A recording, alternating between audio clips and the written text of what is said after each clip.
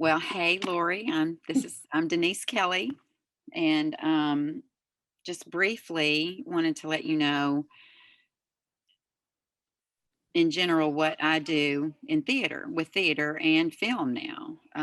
Is I design costumes and wardrobe for different shows when I've been invited onto a show and accepted the contract, and basically I'm a seamstress, a stitcher. Um, Wardrober. I like to just do about anything. I've helped with set design. I've helped build some sets. I like power tools too. So anyway, you can just use just about anything to create a costume, and just kind of got to think out of the box. Sometimes it's not just straight seamstress, you know, from a pattern to completion. It can encompass all kinds of things. I think So we can call a sewing machine a power tool. I think that's definitely a power tool. absolutely. People who use a drill are scared of a sewing machine. That's And right. I tell them, once you use it one or two times, it'll be just like one of your power tools. Right. You'll be comfortable with it. So Exactly. So we're going to talk a little bit today specifically about stitching and what that means in the costume shop and what kind of, why that's a separate job from other mhm, things. right. Even though many of us do stitching in addition to all the other things we do in the theater or in the Right. costume shop. Um, so the stitcher is generally the person who gets handed all the pieces that the cutter draper, if there is one, Mhm. which in my shop, I'm the shop manager, I'm the resident costume designer, and I'm the cutter draper, and I'm sometimes the stitcher. And so Right. it's just it depends on how big or small or your operation is, and sometimes just like how many employees are there or whatever. But Denise very often stitches for us at National Rep. And what will happen is I or somebody else will have all of the pieces of a garment cut out that have to be put together.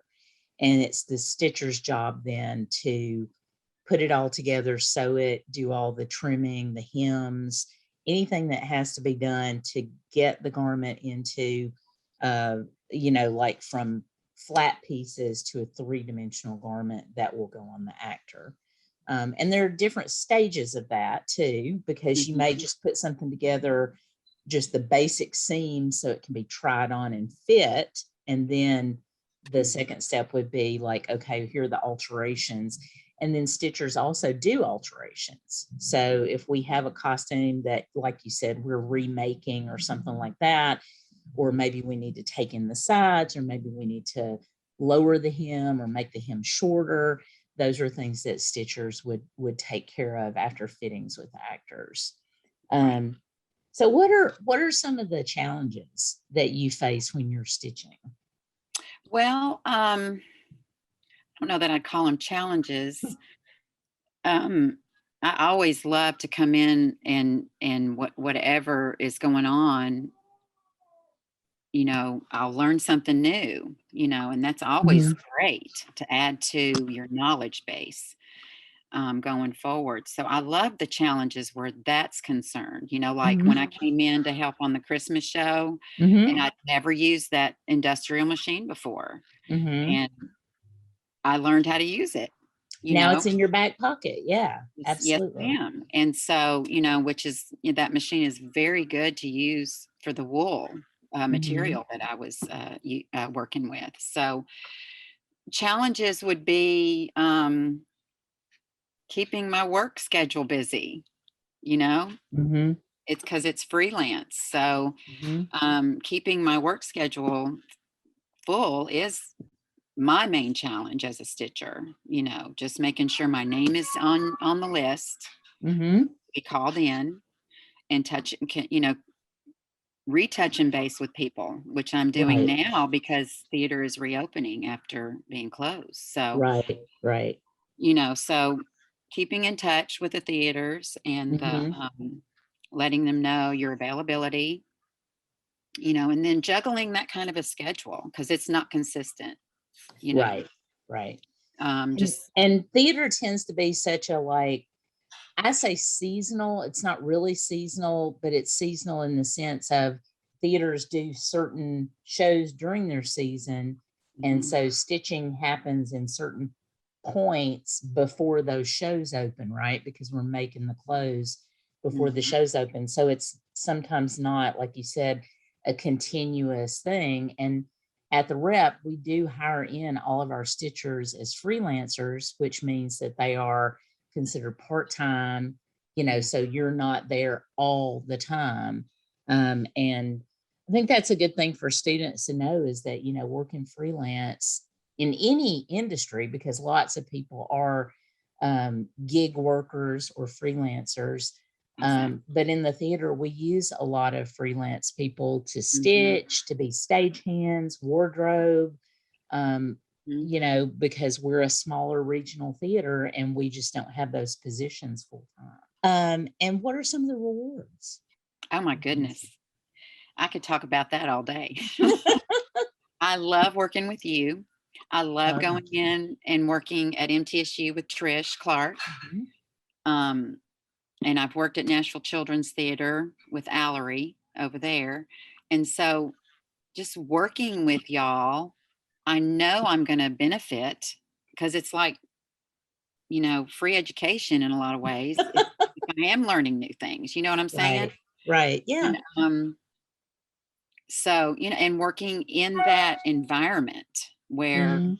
you've got the designer coming in and you can glean from all of that and you can listen and touch and base with the designer on the project that you're working with, and Mhm. listening to their process and everything, Mm. Um, is there any kind of special education or experience you need to be a stitcher? Well, I mean, you can learn stitching in so many different ways. You can take Mhm. classes, you can grow up under a grandmother like I did, Mhm. who Yep. allowed me the freedom to try things and do things and Right. show me things when I needed help. She allowed Mhm. me to learn on my own a lot because Mhm. I retained it that way. Right. And so, if you find that you like working with your hands and you are interested in making your own clothes growing up, Right. that's a good way to learn stitching Mhm. because, you've got to learn to make it fit your body. And of course, I learned to make clothes for my dolls first. So that was different Mhm. because their bodies didn't move as easily. I learned seam Yeah. allowance that way. I have to cut it a little bigger or it's not going to fit. Right, Um, right, you can learn to stitch just about any way. And the old fashioned way was like how my grandmother learned from her mother. right, And we right. passed it down through the Mhm. generations, Yeah, and yeah.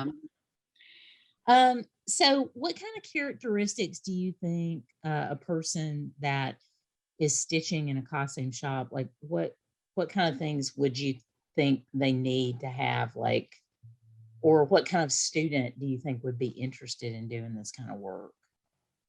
well, I mean, like I said, someone who likes to work with their hands and make Mhm. things and learn that process, that and Right, by right.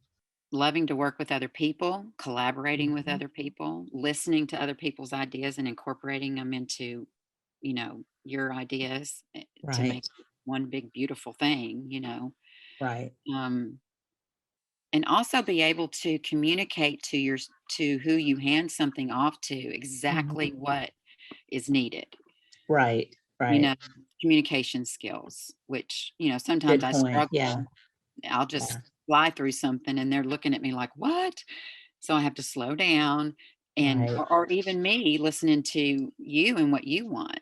Mhm. Never be afraid to ask a question.